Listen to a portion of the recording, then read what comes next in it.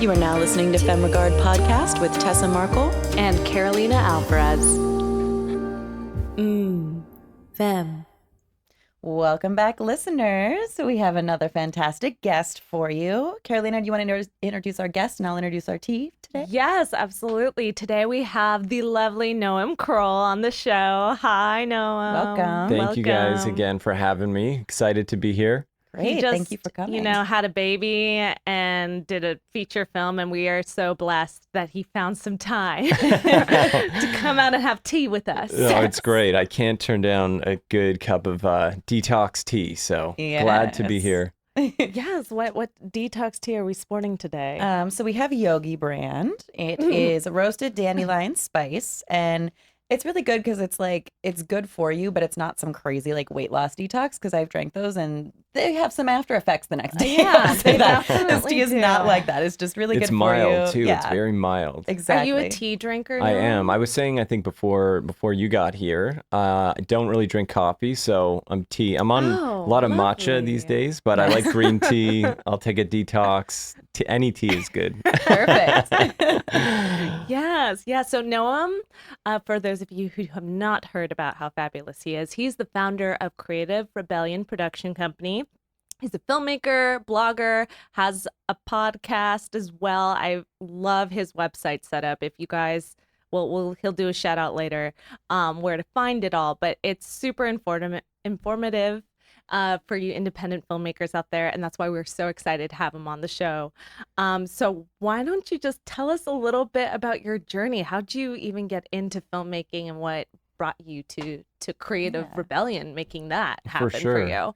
So yeah, Creative Rebellion was, in a sense, kind of the first professional version of what I was doing. And I think a lot of people who work in film started early. I was always into cameras and everything when I was younger: acting, photography, music, learned guitar. I was just sort of into creative stuff. And I didn't really know exactly what that would turn into. Studied psychology in university. Me too. Why does everyone do that?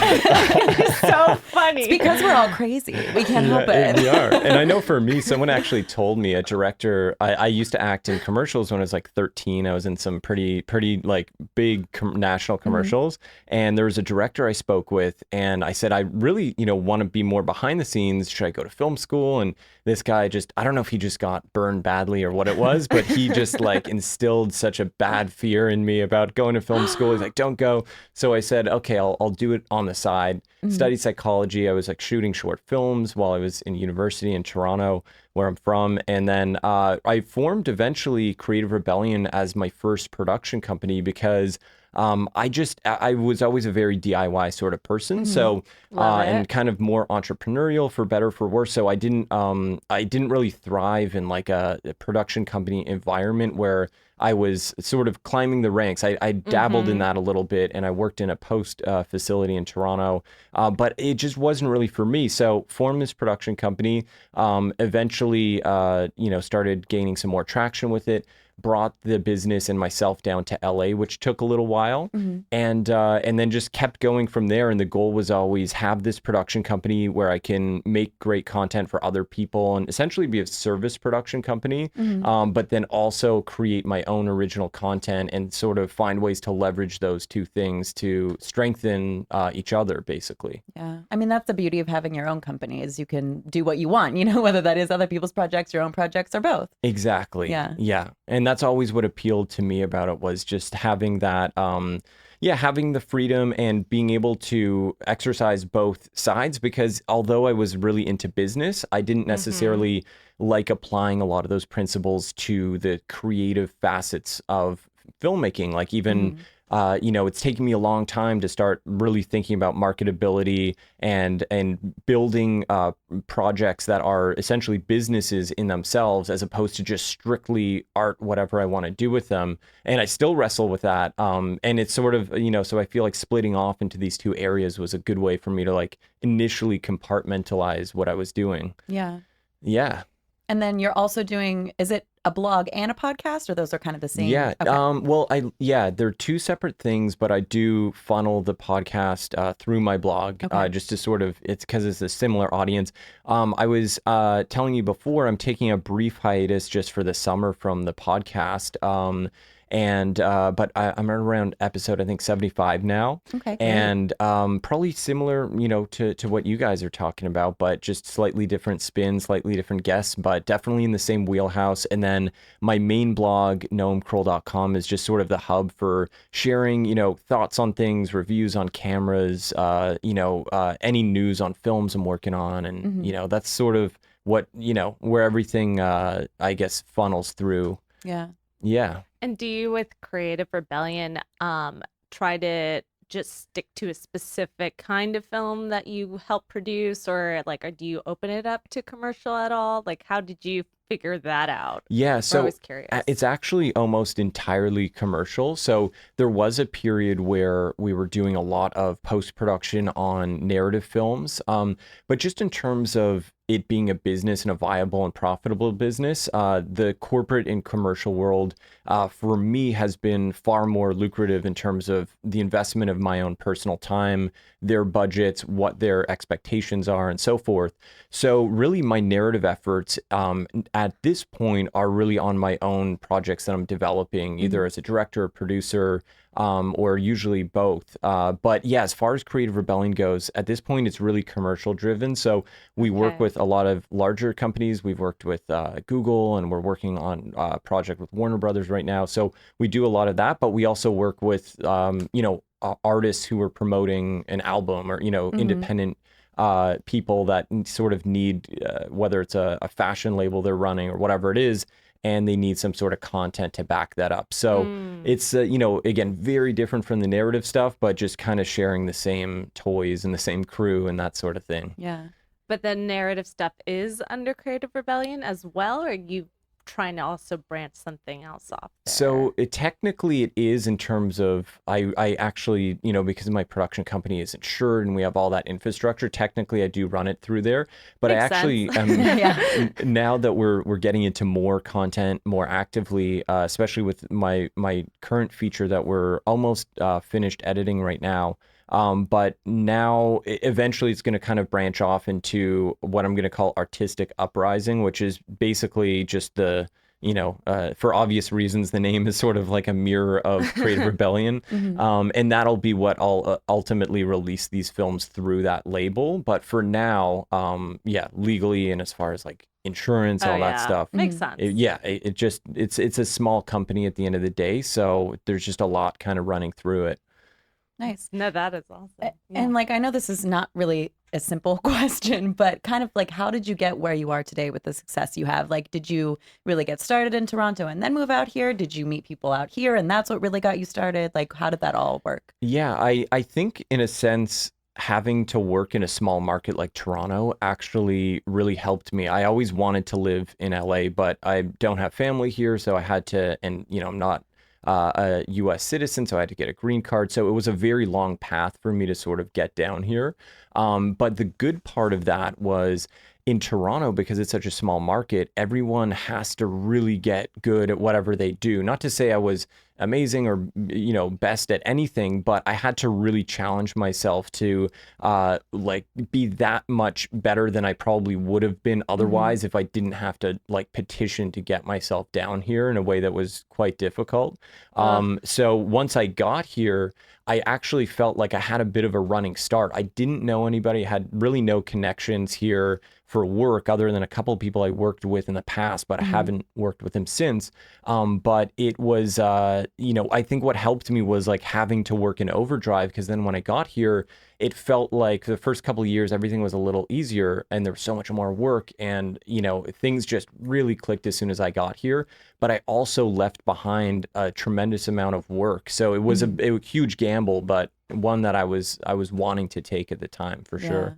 I mean, that's great that you at least hit the ground running, because I feel like a lot of people when they move to LA, they're they have no idea what to do. It takes them years to figure it out, so. And that's okay too, because I think some people figure it out early and then they hit a lull later. And some people take, everyone has their ups and downs, and so much of it's luck. I met people in the first few weeks here by chance that I still work with to this day, where Wow, it's that's cool. insane. Yeah. Yeah, So that's insane. yeah, so it's always luck. But I think if you're going to do it, if anyone's listening that's thinking about moving here, I think you just have to want to do it regardless. Like you can't go thinking something's going to happen.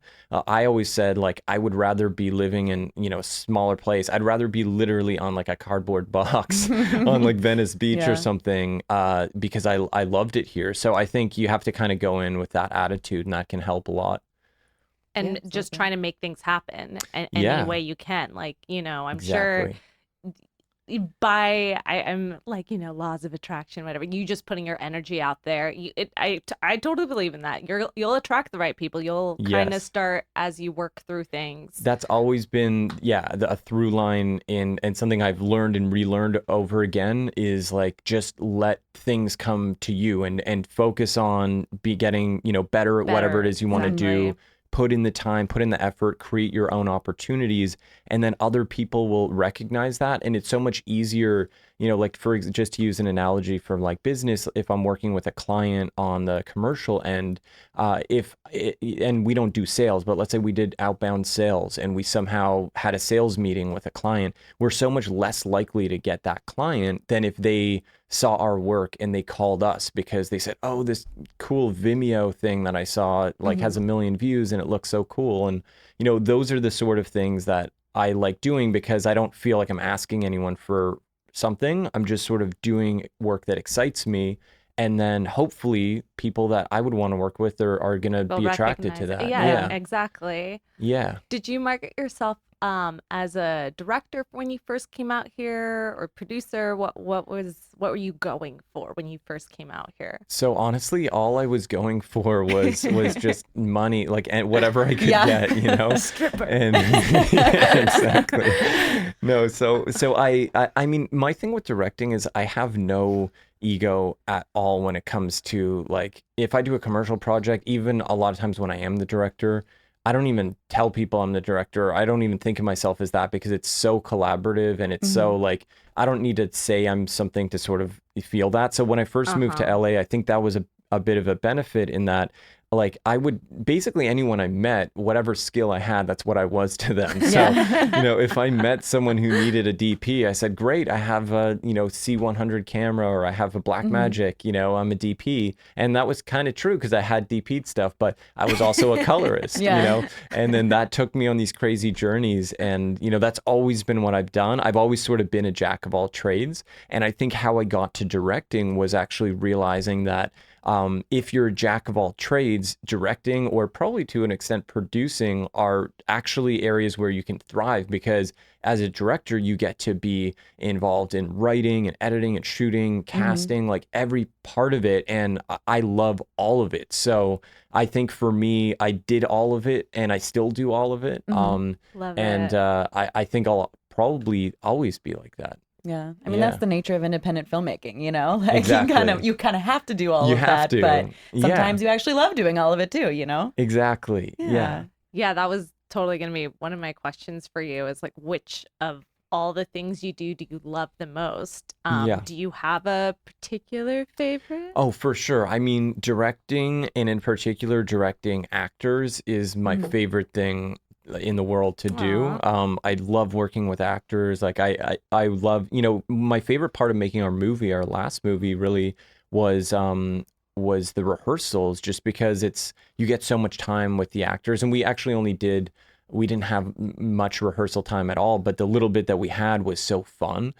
So, if I could only do one thing, that would be for sure the thing I would pick. But at the same time, I enjoy like learning all these other skills and continuing to let those inform my other choices, because I think, like as an analogy, I play guitar, and I don't play professionally, but I play so much every single day. I'll play for maybe an hour or two on the guitar.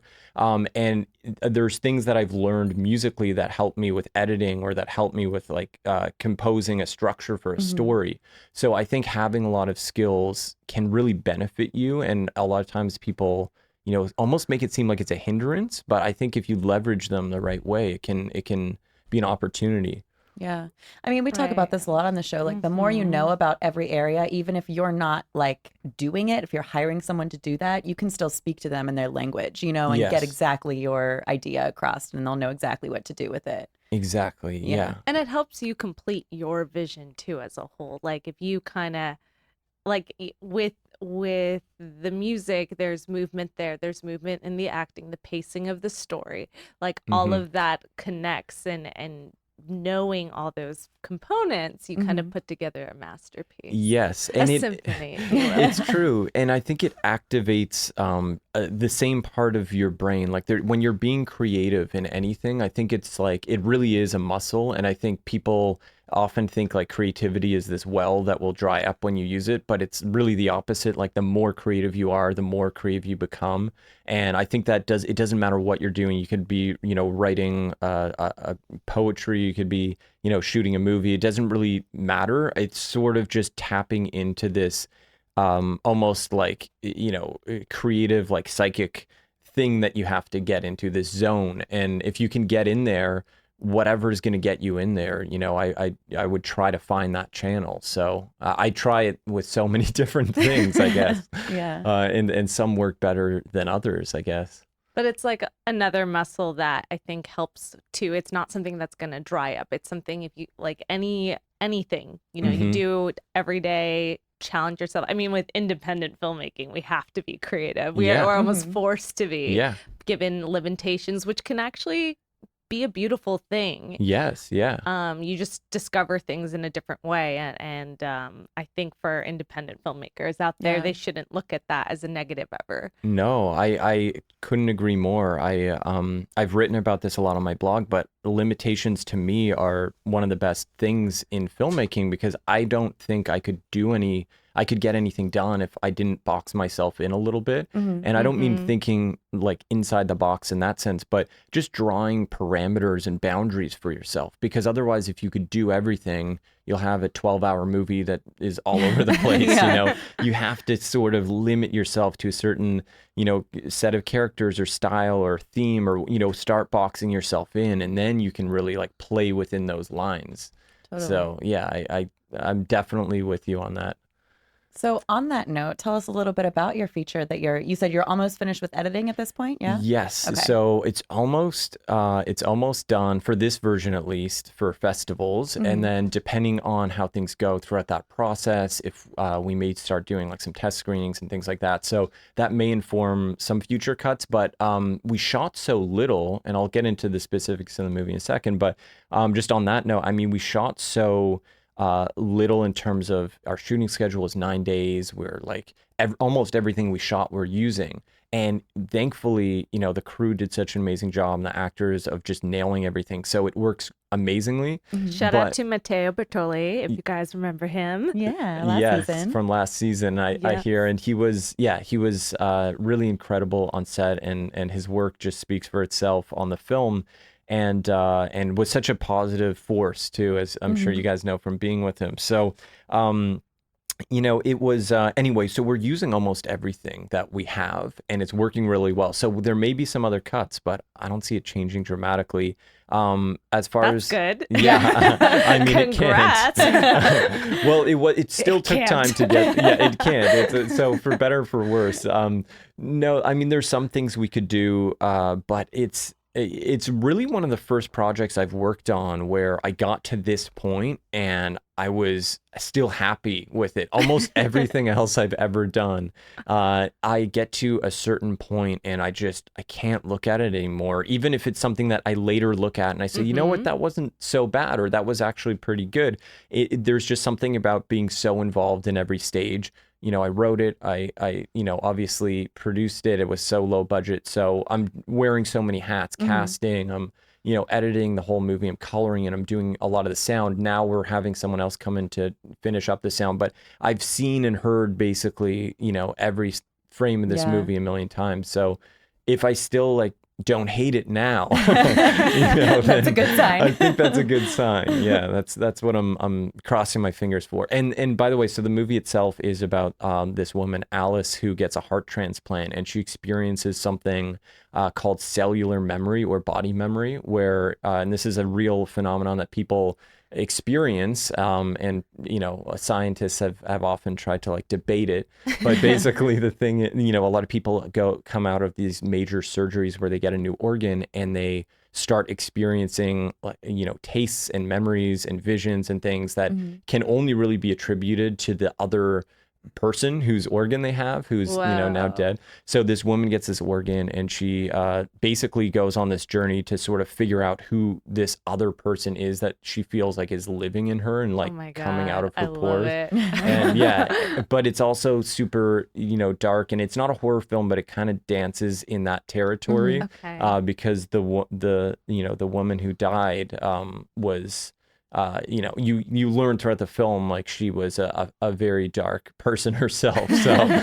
So that's sort of the gist of it. That is so it sounds really interesting. I'm excited to see it. I love that. And it's just for anyone listening too, psychosynthesis is the name, which everyone gives me a hard time about, but just because it's such a mouthful. But yeah, I wasn't gonna try and say no. I was like waiting. Yeah, everyone says that. You have to say it and we changed the name. Originally, it was called White Crow, and then Ralph Fiennes came out with a movie this year called The White Crow. Oh, whoops! All these people started following our Twitter account, like writing messages, thinking like showing tickets from like the premiere. Yeah. And then I said, okay, we better change it. So yeah, psychosynthesis, which is, this terminal, it's a word I came up with, and I thought that sounds like it would mean the right thing. And I looked it up, and it actually meant the right thing. So perfect. So. I love it when that happens. Right? Exactly. I make up words like that on every the podcast. Time on the podcast. I'm like, Tessa, is that sounds right, and I'm gonna stick with it. But that's what's cool about even like screenwriting, like where I'm at right now. I think I'm totally making up like phrases and words, and I love it, and I'm fine with it. And if anyone wants to fight me on it, fine. No, do it. It's better that way. And dictionary.com is still my best friend, and I use it, but like, let me do my thing sometimes. Yeah. Okay? No, the more original, the better. Absolutely. Well, tell our listeners where they can find you, your website, the name of your podcast, all that kind of stuff, any social media, all like that you want to share. For sure. So my main website is noamkroll.com, NOAMKROLL.com. And everything with me is a little tricky to spell. The movie is Psychosynthesis. So it's like psycho and synthesis, one word though. And I love the title, by the way. Oh, thank you. No, people really like it, but I just get and that's how I thought it would be pronounced, it. By the way. Yeah. I wasn't questioning it. I just was more scared of my for sure. tripping it up. I'm still not sure that I have it right. I think I have it right, but psychosynthesis and if you just Google it or go on my main noamkroll.com, there's social media and stuff for that. And in the future, we're actually going to start doing some behind the scenes. We shot like this whole behind the scenes documentary, and it was a cool process because it was only 10-person crew, 9 days, full feature.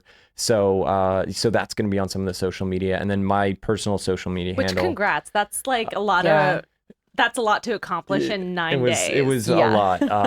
I don't know how we didn't need any like pickup shots or anything. It was the last movie I did, it was 12, and we needed like 4 days of pickups, and even those like didn't work out that well. So. But I mean, that's more the norm. Like yeah, for sure. So we were fortunate on this one, but yeah. So all that your Insta website, handle? Instagram, Twitter, Facebook is all just my name, one word, Noam Kroll, and I think that covers it. Creative Rebellion. If anyone needs to look at that site, it's more on the commercial side, but it's just creativerebellion.com. Awesome. And your podcast and blog are through your website too? Yes. So Show Don't Tell is the name of the podcast. So you can just find it wherever you listen to podcasts, but it's also linked in through my blog too.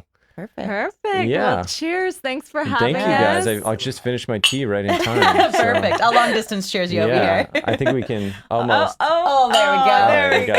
Oh, thank you guys so much. This was super fun. I appreciate you having me. Absolutely. We had a great time with you. And thank you, listeners, for tuning in, and we will see you next time. Thanks for listening to Femme Regard Podcast. If you like what you hear, tune in next time for more tips on the filmmaking business and insightful conversations with industry professionals over tea. We can only grow with your support, so please subscribe, share, rate, and give us a 5-star review on Apple Podcast. If you leave us a great comment, we might give you a shout out on the show. For more on us, check us out at femregard.com.